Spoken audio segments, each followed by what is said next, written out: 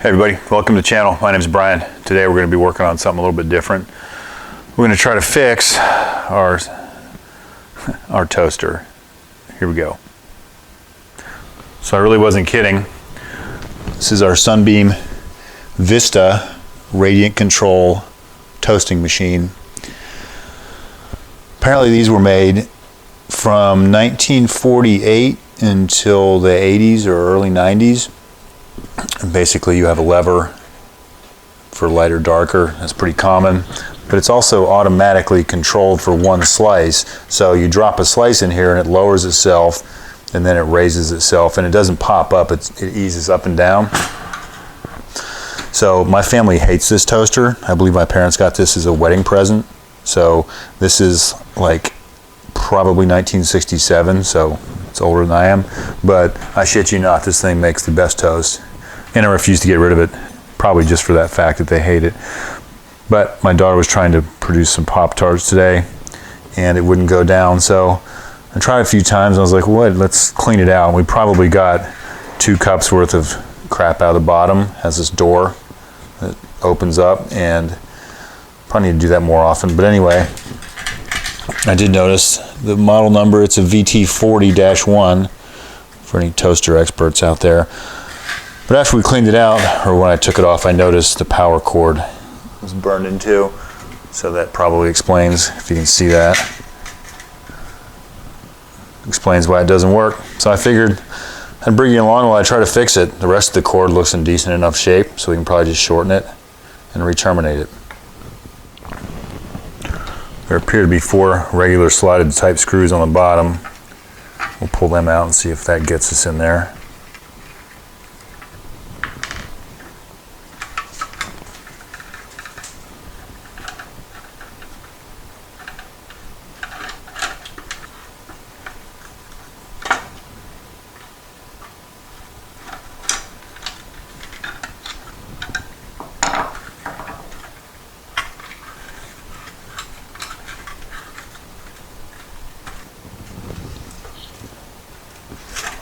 So you would think those screws would hold the base on and this would just pull off.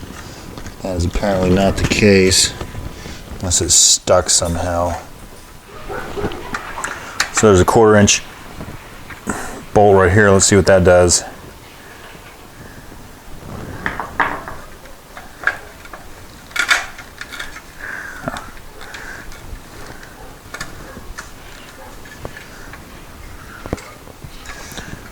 I don't really see any other fasteners on here.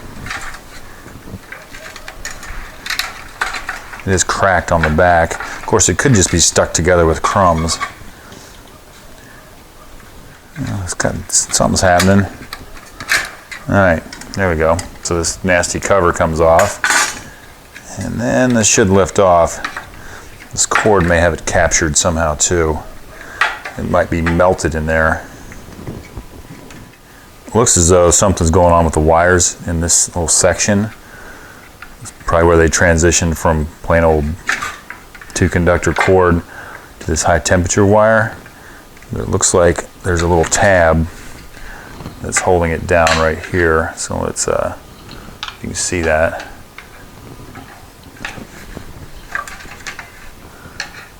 Let's see if we can pry that up a little bit. Give us some slack.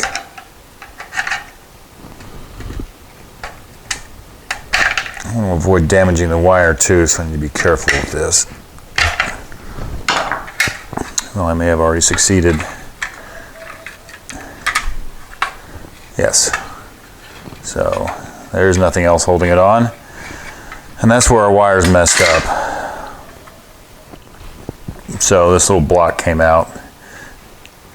This plastic block is located by these 2 pins. And that acts as kind of a strain relief for the cord, so the cord will kind of snake through there and exit the toasting machine. And these are butt connectors, because this wire is really hard, so it appears to be solid wire, and it's just got butt connectors crimped on there. So you figure out a way to cut these butt connectors, because I really can't shorten this wire. There's not really any extra. this end's no big deal. So let me figure that out. So I'm going to take essentially a gigantic Dremel tool with a little cutoff wheel. I'm going to try to kind of slice this butt connector off here and save the wire underneath. We'll see how that goes.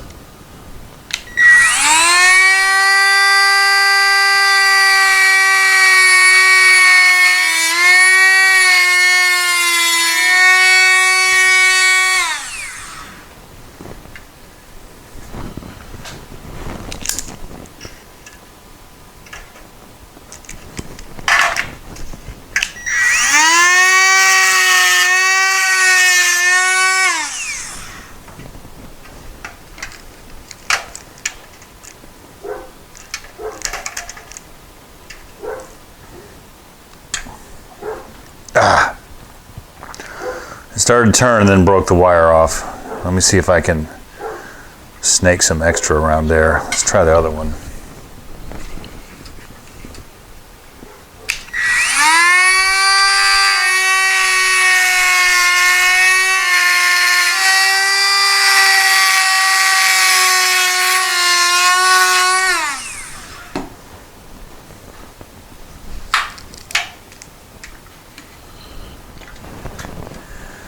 Okay, so this wire turned out okay, so I can fix that. This one, it broke off. So this end of the wire broke off. So it's a little bit short, so I was able to pry this little crimp open, and we'll just kind of bypass that. Move it over, and that'll give us some more wire. I don't think it'll hurt anything.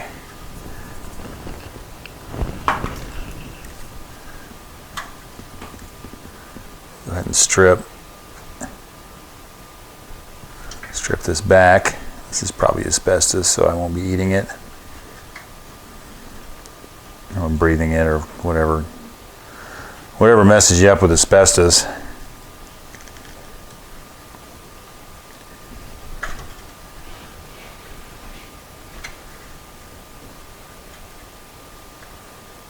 If that's indeed what it is. Got some pretty mean insulation on it. I'll give it that.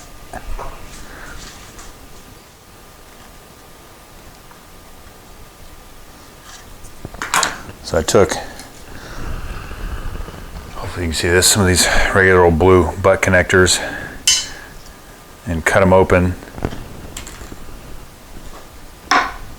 And took the metal portion out of them. So in theory, you should be able to crimp them on there. I mean, my crimper's made for insulated connectors, so we'll give her a shot.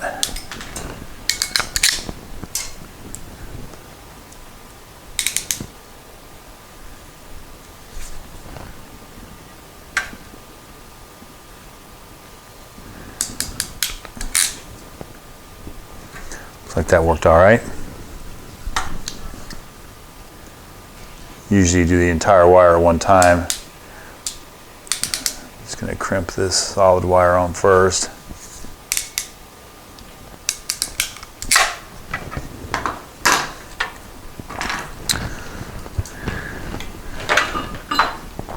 So on the cord end, she's pretty crunchy up to about right there, so I'm going to go ahead and just cut that off. Just split it and reuse it.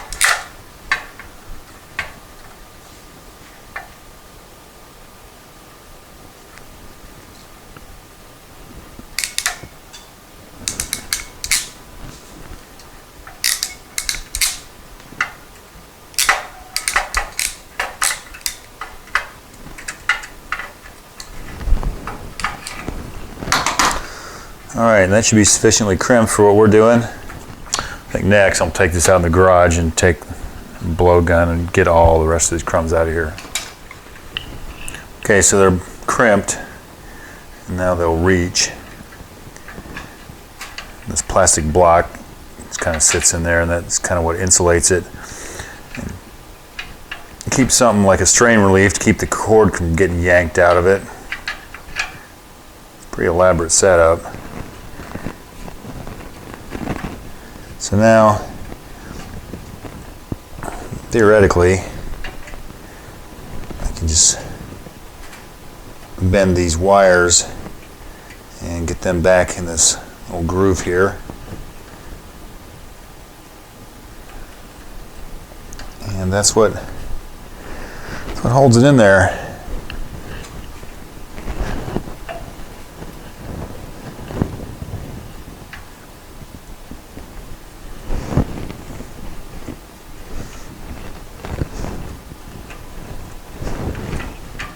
Something like that.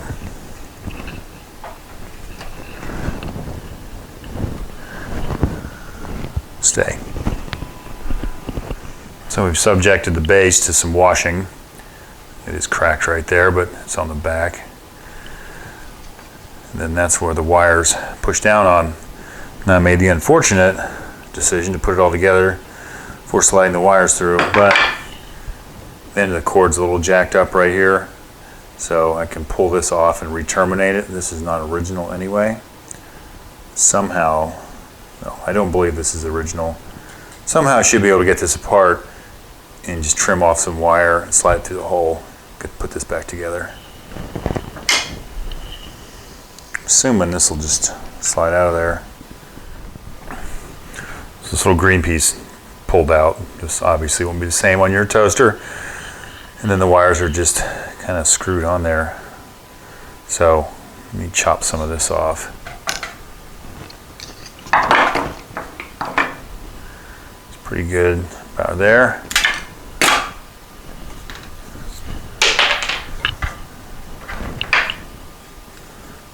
Now, should be able to make this happen.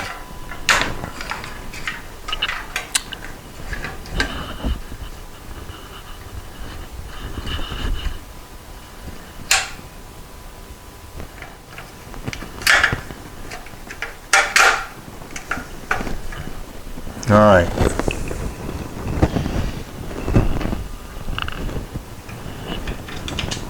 Get these screws back in here before the thing jumps out of there again.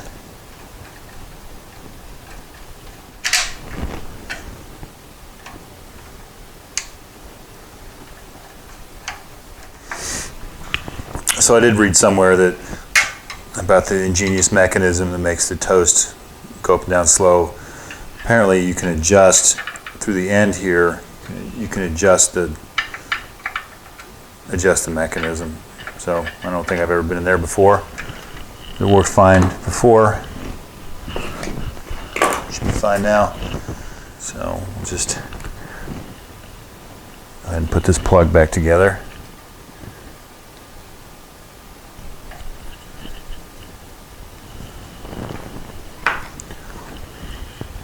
Particular repair plug, it looks like. Just wrap the wire around it, slide it through this little groove and wrap it around.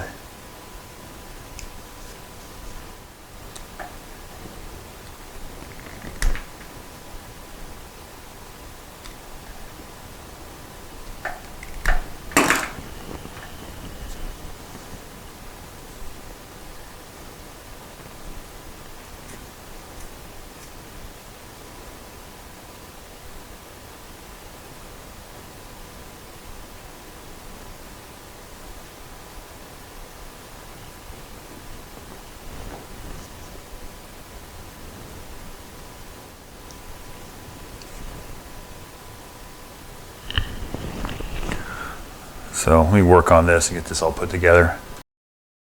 So I finally got that plug wrestled together. I think all we lack is the base plate, the metal base plate.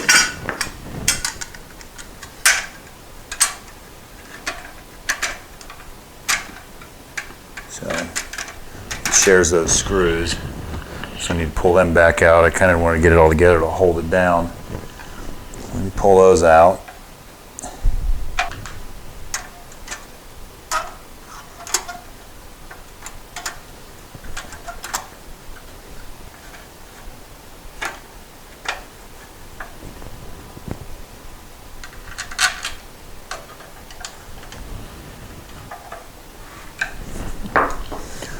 All right.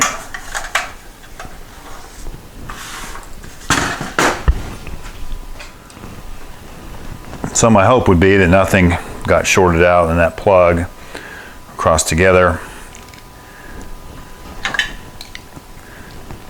It's back together as far as I can get it. So I'm going to plug this in and let's hope no fireballs shoot at anything. All right, so we're plugged in. Now for the true test, let's make some toast. You have to drop it in this slot first. It should suck it down. And based on my experience, that's probably going to make it pretty dark up there, but we'll see what happens.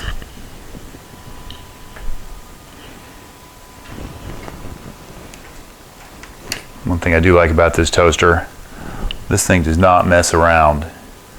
She gets hot. So it's a little finicky, so we'll turn it down a little bit and it should stop.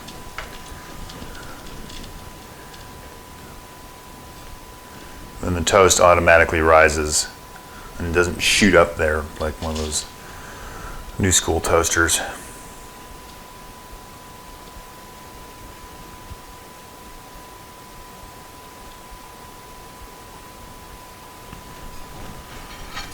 So there you go.